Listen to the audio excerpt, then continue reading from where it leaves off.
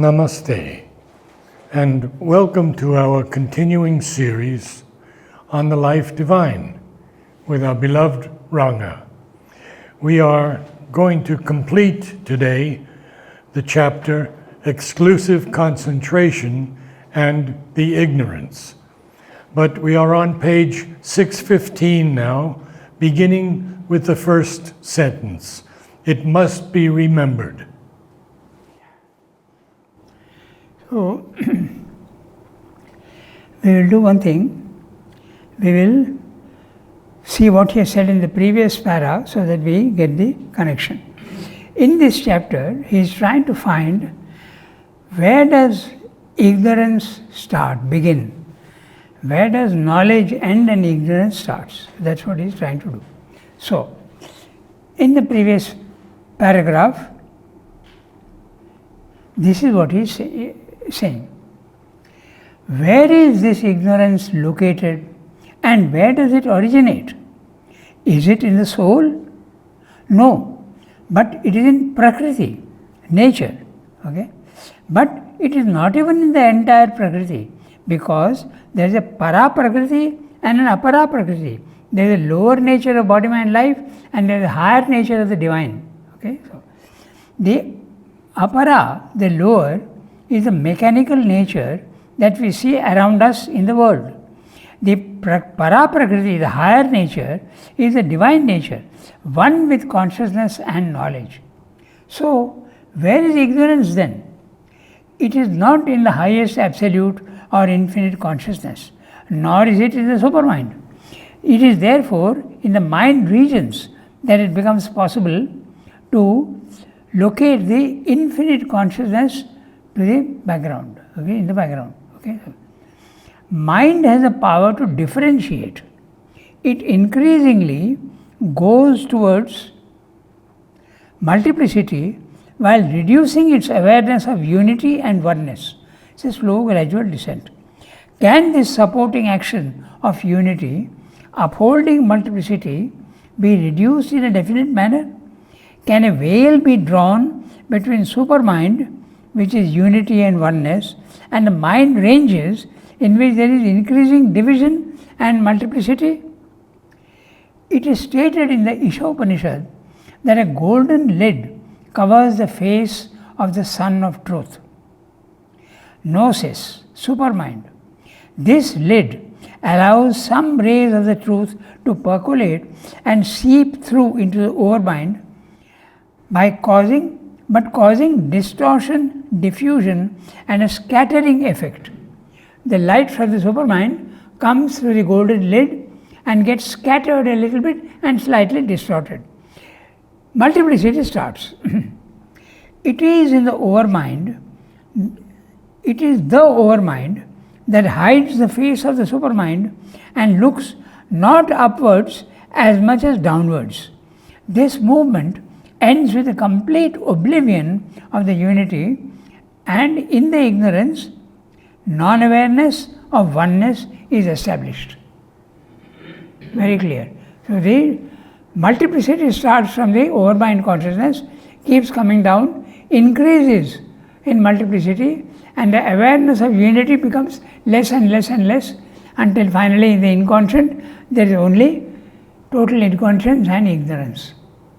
So in the higher mind, how much has there come is down? Much more of knowledge in the higher mind than in the normal mind.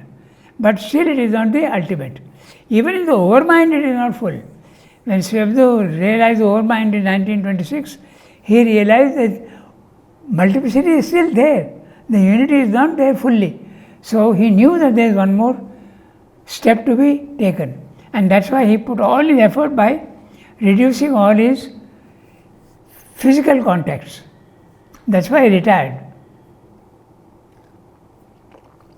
Okay, so now we read the para that we have to read today. It must be remembered, however, that when we speak of a partial movement of consciousness force absorbed in its forms and actions, it is in a limited field of its working. This does not imply any real division of its integrality.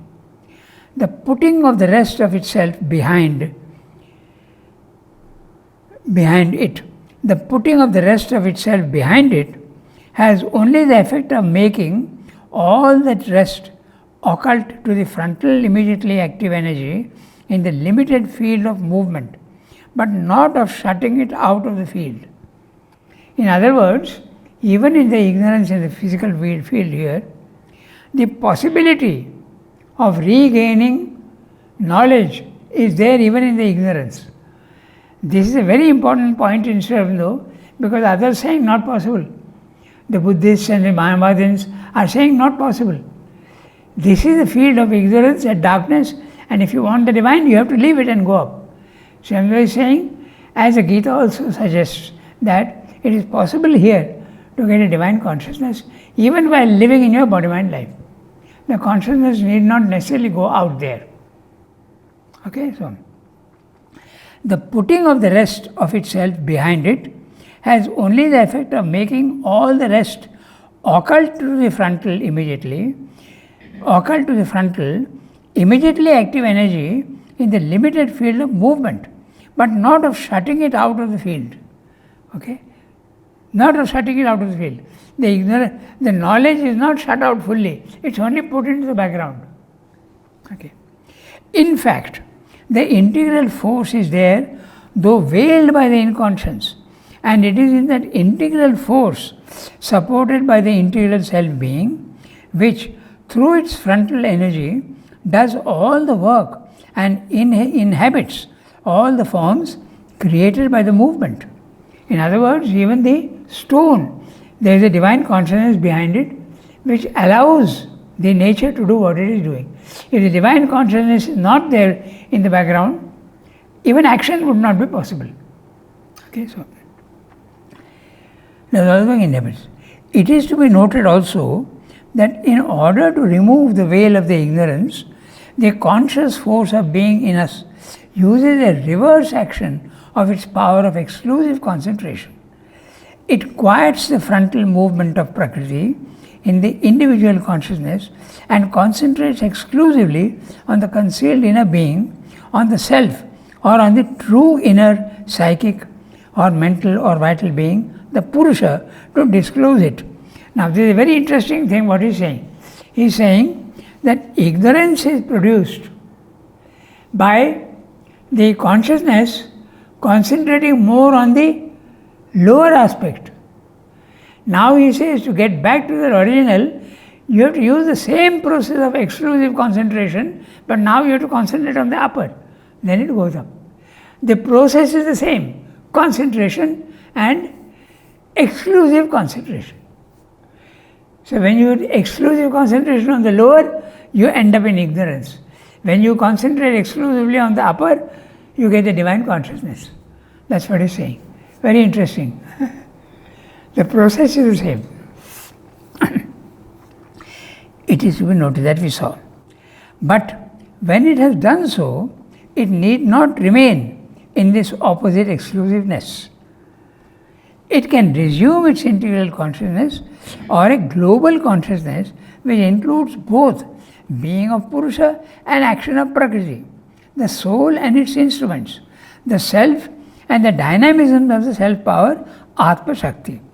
It can then embrace its manifestation with a larger consciousness, free from the previous limitation, free from the results of nature's forgetfulness of the indwelling spirit. So, what he is saying is, when you are in level 1 of the ignorance, you are concentrated exclusively on the movement, on the mutability. Then in the second level, when you concentrate on the immutability, you go to the second level, and the first level and the second level seem to be opposites. They exclude each other. But if you continue the process, you go to a third level where both make sense and they are harmonized. They are not contraries anymore. That's a super mind. So these are the 3 stages that we speak of. That's why it's easy language to say level 1 of the ignorance, level 2 of the knowledge, but they are opposites. Level 3 where all is harmonized. Okay, so brings down the powers of the higher also. Or it may quiet the whole working it has manifested, concentrate on a higher level of self and nature, raise the being to it, and bring down the powers of the higher level to transform the previous manifestation. All that is so transformed is still included, but as part of a higher dynamism and its higher values in a new and greater self-creation. This is what can happen when the consciousness force in our being decides to raise its evolution from the mental to the supramental level. In each case, it is tapas that is effective, but it acts in a different manner according to the thing that has to be done, according to the predetermined process, dynamism, self-deploying of the infinite. So, very clear what he is saying, that there are three levels. Level 1, you are ignorance. Level 2, you are in knowledge, but they seem to be opposite. And when you go to the third level, you have the power also to act in the lower, and everything is harmonized. They are not opposites, they are seen as complementary aspects. The silence and the movement are not opposites but complementary aspects. Darkness and light are complementary aspects. They are two poles of the same being. Okay, so I read the summary to get it in a gist. Okay. It must be remembered that when we speak of focusing on a detail and forgetting the rest, it is not really an oblivion, but only a putting away out of the vision range into the periphery where the forgotten waits to be recovered once again. So you are in the center and there are many things in the center. Some of them you say, you go to the circumference, you put it out. Don't disturb me now, put it away. But it is only put away, it is not thrown away. It can be recovered. That's what he's saying. Okay, so I read that again. It must be remembered that when we speak of focusing on a detail and forgetting the rest, it is not really an oblivion, but only a putting away out of the vision range into the periphery where the forgotten waits to be recovered once again.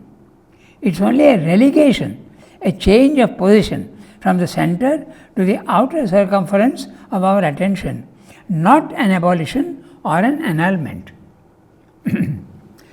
So, now he says, let us again note that just as ignorance is a focusing on details and relegating the other unwanted minutiae to the outer ranges of our attention, exactly in the same way, the recovery of knowledge, the whole and putting away of the details, is done by a reverse action.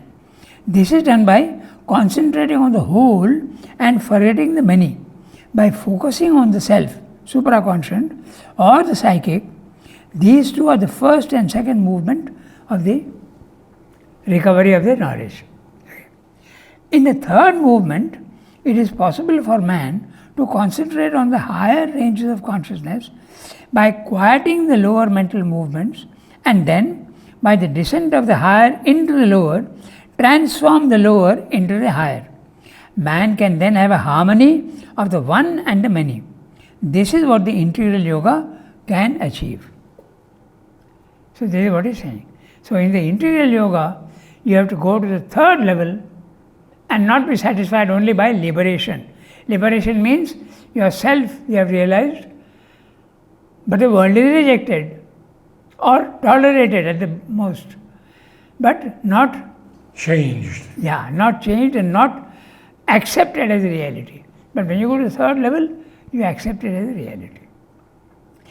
But still, even if this is the mechanism of the ignorance, it may be asked whether it does not remain a mystery how the all-conscient could, though in only a partial action of its conscious energy, succeed in arriving at even this superficial ignorance and inconscience.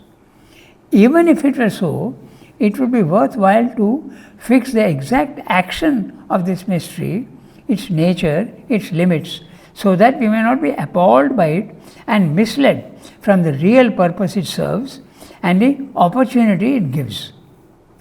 But the mystery is a fiction of the dividing intellect, which, because it finds or creates a logical opposition between the two concepts, thinks there is a real opposition of the two facts observed, and therefore an impossibility of coexistence and unity between them.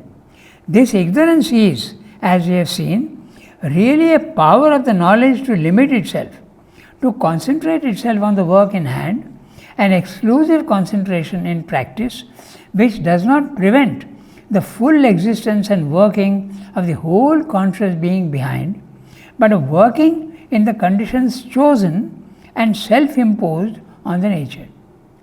Chosen and self-imposed.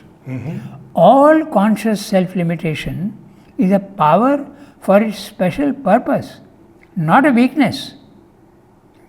All concentration is a force of conscious being, not a disability.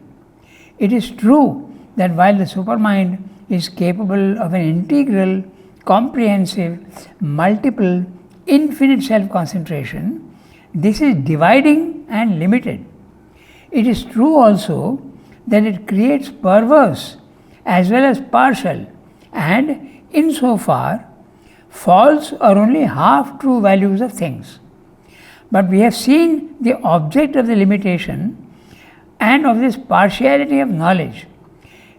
And the object being admitted, the power to fulfill it must be admitted also in the absolute force of the absolute being.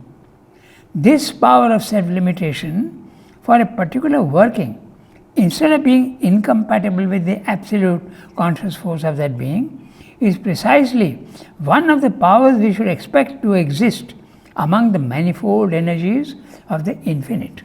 So, what he is saying is that still there can be a lingering doubt as to how the divine can coexist with something a little undivine.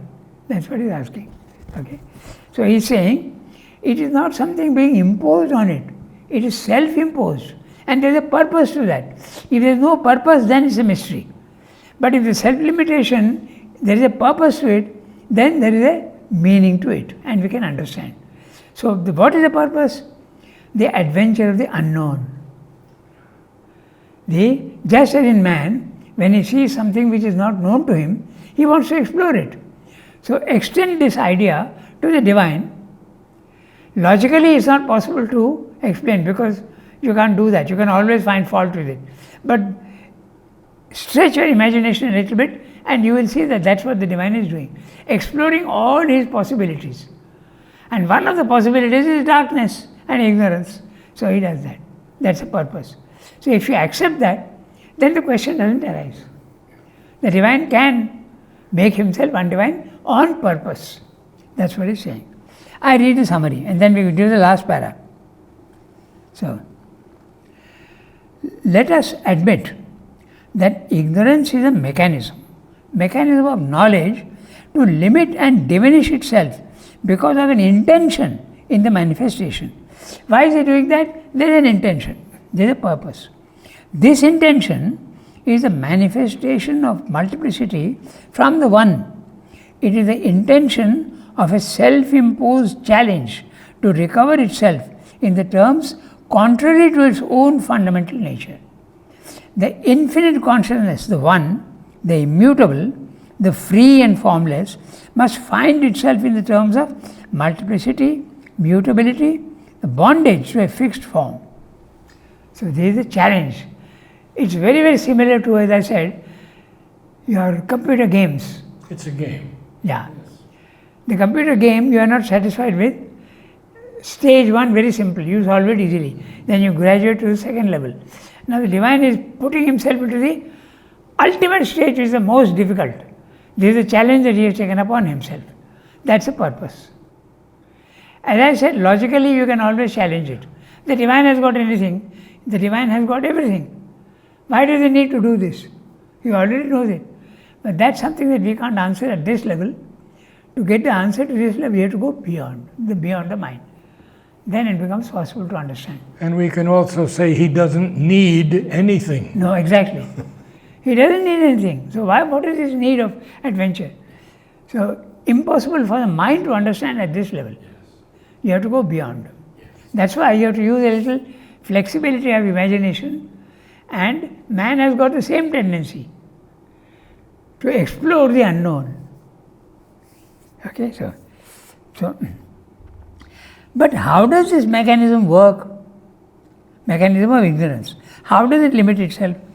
The mystery is really based on a fictitious supposition that two contraries cannot exist. This belief springs from the dividing action of mind. Ignorance and knowledge are not opposites, but the former is really a power of the latter to limit itself to a specific purpose, that is, to concentrate on a limited work at hand. Conscious self-limitation is not a weakness, but a power. A power of the latter to limit itself to a specific purpose, that is, to concentrate on a limited work at hand. Conscious limitation is not a weakness, but a power.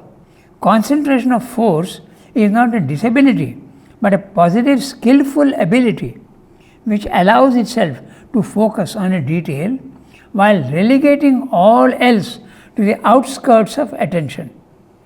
It is true that supermind is integral, capable of a multiple unity, a total comprehensive action which includes both the one and the many simultaneously, whereas ignorance is not integral.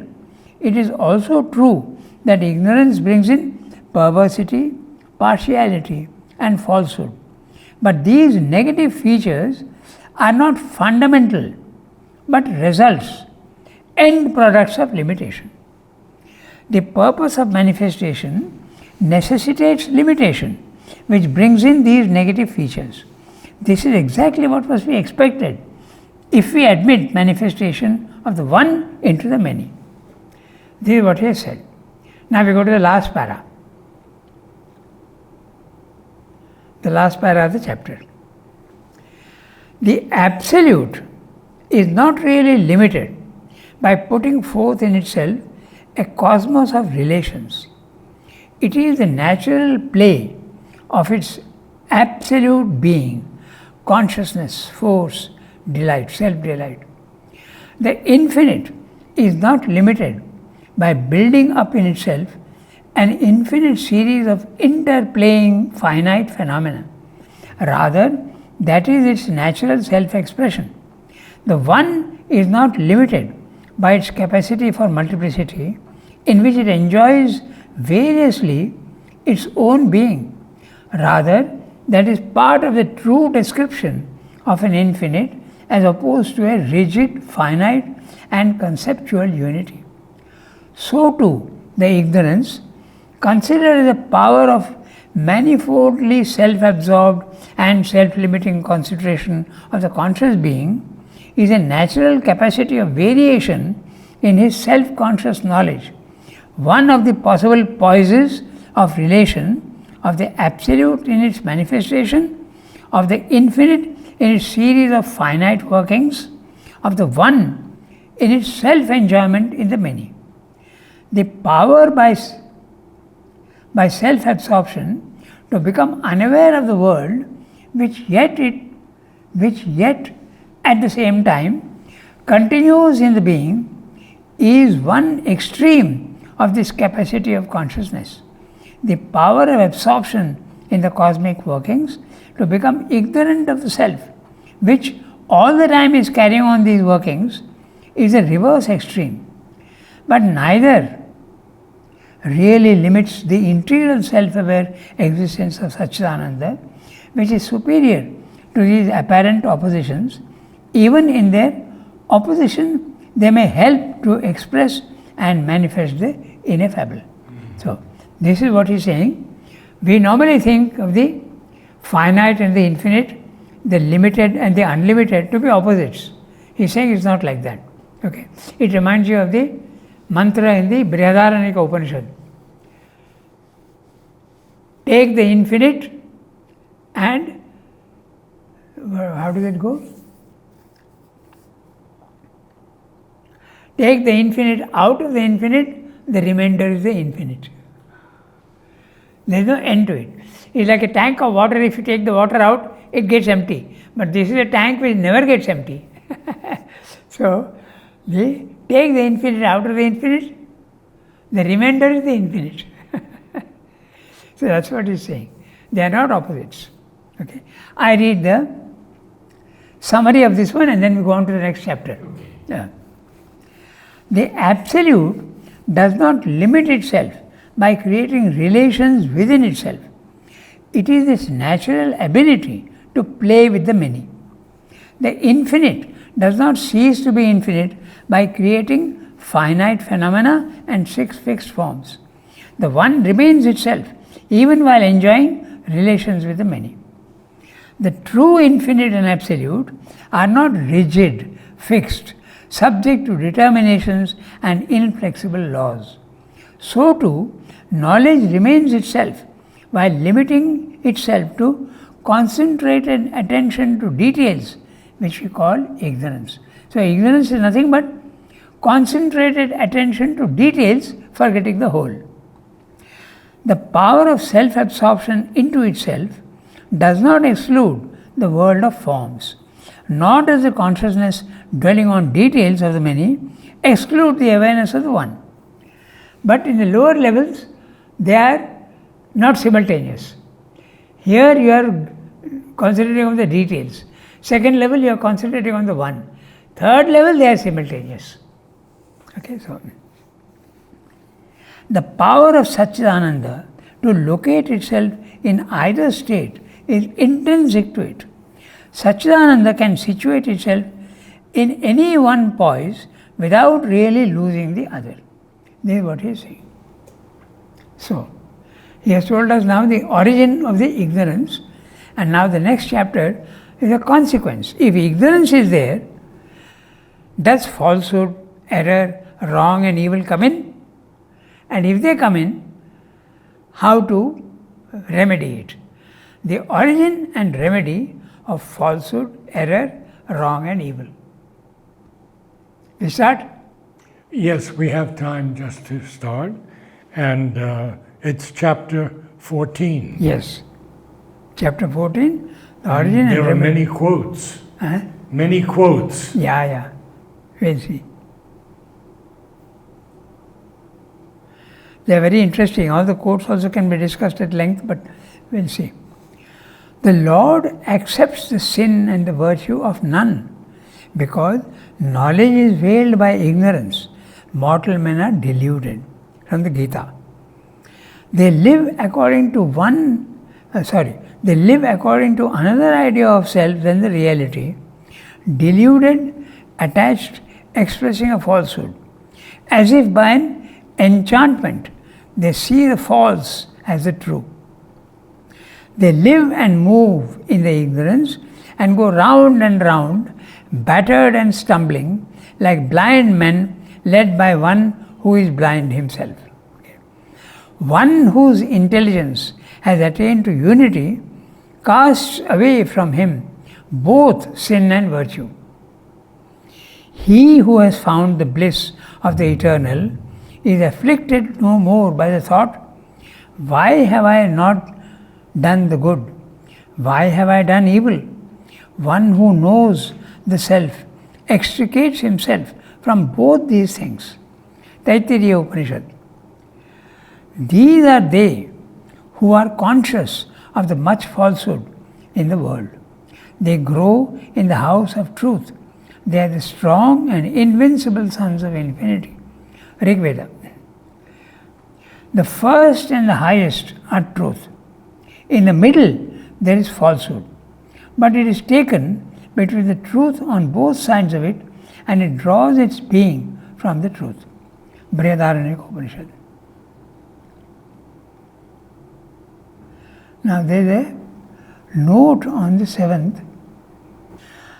I am reading that footnote. The truth of the physical reality and the truth of the spiritual and superconscient reality. Into the intermediate subjective and mental realities which stand between them, falsehood can enter, but it takes either truth from above or truth from below as a substance out of which it builds itself, and both are pressing upon it to turn its misconstructions into truth of life and truth of spirit. These quotations are all, as far as I understand, they were presented to Sri Aurobindo to choose, and it was A.B. Patel, A.B. Purani, A.B. Purani. A.B. Purani, who used to present these quotations to him, and Sri Aurobindo used to select the ones he wanted. Of course, Sri Aurobindo could do it himself also, but that's what I've heard. So, the origin of falsehood and evil. We read the first para? Yes, we have time for the para. If ignorance is in its nature a self-limiting knowledge, oblivious of the integral self-awareness and confined to an exclusive concentration in a single field or upon a concealing surface of cosmic movement, what, in this view, are we to make of the problem which most poignantly preoccupies the mind of man when it is turned on the mystery of his own existence and cosmic existence, the problem of evil? A limited knowledge supported by secret all-wisdom is an instrument for working out within the necessary limitations a restricted world order. A restricted world order may be admitted as an intelligible process of the universal consciousness and energy. But the necessity of falsehood and error, the necessity of wrong and evil, or their utility in the workings of the omnipresent divine reality is less easily admissible. And yet, if that reality is what we have supposed it to be, there must be some necessity for the appearance of these contrary phenomena, some significance, some function that they had to serve in the economy of the universe. For in the complete and inalienable self-knowledge of the Brahman, which is necessarily all knowledge, since all this that is the Brahman, such phenomena cannot have come in as a chance, an intervening accident, an involuntary forgetfulness, or confusion of the conscious force of the all-wise in the cosmos, or an ugly contretemps. This is a French word, I think it has come into the English language also, pronounced as in French, contretemps. It means awkward, embarrassing moment. Situation slightly disagreeable, contretemps, for which the indwelling spirit was not prepared and of which it is the prisoner, erring in a labyrinth with the utmost difficulty of escape. Nor can it be an inexplicable mystery of being, original and eternal, of which the divine all-teacher is incapable of giving an account to himself or to us. There must be behind it a significance of the all-wisdom itself, a power of the all-consciousness which permits and uses it for some indispensable function in the present workings of our self-experience and world experience. This aspect of existence needs now to be examined more directly and determined in its origins and the limits of its reality and its place in nature. So, basically what he is saying is, we can understand a diminution and an exclusive concentration that we can understand. But how to explain evil, wrongdoing, this is more difficult to accept. But that also we will do now. That's what he's saying. It's very complex. Yeah. Because he says, uses it for some indispensable function. Yes. In other words, evil, cruelty, ignorance, suffering, pain is an disease indispensable is necessary. Gosh. Okay? So, I'll read the summary Yes. so that it becomes easy. We have seen that ignorance is a self-imposed limitation of knowledge focused on a particular object with exclusive concentration, putting aside temporarily all other information deemed irrelevant to the case being studied. If this is so, how are we to understand and explain the presence of evil in the world, which so prominently concerns and affects him? It is possible to admit limitation, diminution, dilution, resulting in ignorance as a necessary process of manifestation. But how to account for the entry of falsehood and error, of wrong and evil? What is its necessity? Why is it inevitable? This is more difficult to admit or to see. We have conceived the entire range of existence to be nothing but Satchidananda, right from the top to the bottom. Therefore, it cannot be that evil and falsehood have come in by chance, unintendedly. So, we must find a solution to the problem of the necessity and purpose for the presence of evil and falsehood in the world. So, just as we saw the necessity of ignorance, now we have to see the necessity of evil, suffering, pain, all these things. This problem may be taken up from 3 points of view. Its relation to the Absolute, the Supreme Reality, its origin and place in the cosmic workings, its action and point of hold in the individual being. So, what he is saying is the transcendent, the cosmic and the individual. So, at each level we will see the function of these things. Okay. Just read. Absolute Supreme Reality, the transcendent. Its origin and place in the cosmos, the cosmic. Its action and point of hold in the individual being. So, transcendent. In the transcendent, is there evil? In the cosmos, is there evil? In the individual, is there evil? We will have a look at this.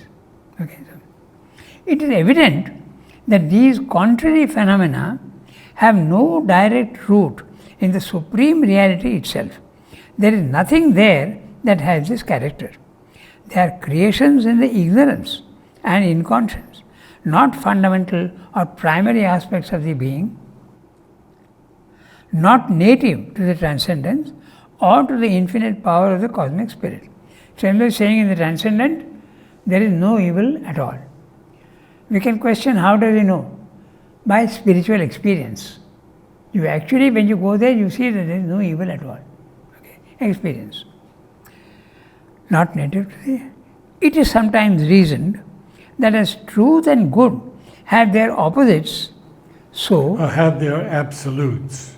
Pardon? Have their absolutes. Evil and good have their absolutes. Yeah. So what did I say? Opposites.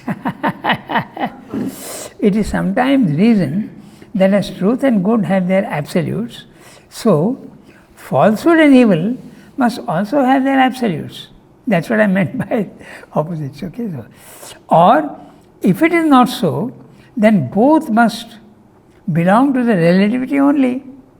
Knowledge and ignorance, truth and falsehood, good and evil exist only in relation to each other, and beyond the dualities here they have no existence. So, this problem is solved by many by saying that evil and all these things are not created by the divine. There is a divine and there is a devil. There is the God and the devil. So, many philosophies have that idea, heaven and hell. But the problem has to be solved in a different way in the Vedanta, the Advaita philosophy. Everything is one, only the divine. So, the problem we have to discuss. In the others, they don't discuss. This is the problem, that is not divine. They avoid the problem.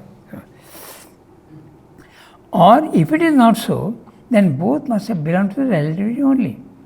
Knowledge and ignorance, truth and falsehood, good and evil exist only in relation to each other, and beyond the dualities, here they have no existence. But this is not the fundamental truth of the relation of these opposites. For, in the first place, falsehood and evil are, unlike truth and good, very clearly results of the ignorance and cannot exist where there is no ignorance. They can have no self-existence in the divine being. They cannot be native elements of the supreme nature. If then the limited knowledge, which is the nature of ignorance, renounces its limitations, if ignorance disappears into knowledge, evil and falsehood can no longer endure, for both are fruits of unconsciousness and wrong consciousness, and if true or whole consciousness is there replacing ignorance, they have no longer any basis for their existence. There can therefore be no absolute of falsehood, no absolute of evil. These things are a byproduct of the world movement. The somber flowers of falsehood and suffering and evil have their root in the black soil of the inconscient. On the other hand, there is no such intrinsic obstacle to the absoluteness of truth and good. The relativity of truth and good, the relativity of truth and error, good and evil, is a fact of our experience, but it is similarly a byproduct. It is not a permanent factor native to existence, for it is true only of the valuations made by the human consciousness, true only of our partial knowledge and partial ignorance. Note interestingly, there is a human consciousness. In a human consciousness, the problem of evil is there. There is no evil as such in the animal world. But this is a challenging chapter. Yeah. Because if the divine is everything, Yeah. is he also not evil? Yeah. That's right. Yeah. That's the whole question that he's dealing with. So, I'm reading the summary. The problem of evil and falsehood may be studied from three different angles. First, from its relation to the absolute supreme reality, the transcendent. Second, its origin and place in the cosmos. Third, its action and hold on the individual. So Srila is constantly stressing these three aspects: the transcendent, the cosmic, and the individual. So where exactly does evil come in? Does it come in the first, second, or third? In the supreme reality, the absolute, it is obvious that there can be no falsehood and evil. Okay? Evil and falsehood are creations of the ignorance and the inconscience. They can have no fundamental, original, independent self-existence. They are contingent, conditional realities. They are not primary realities, but contingent realities, auxiliary realities.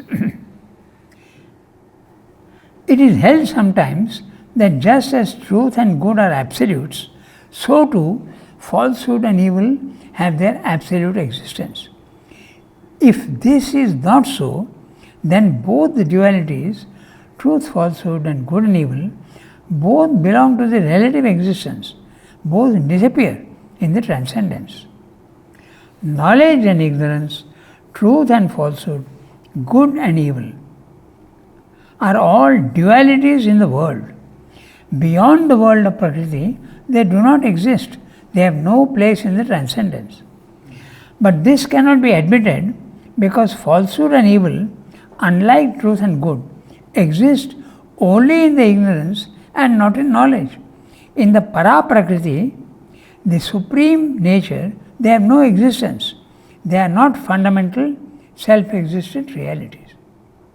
Falsehood and evil are byproducts of manifestation in the world movement, whereas truth and good are eternal, self-existent realities.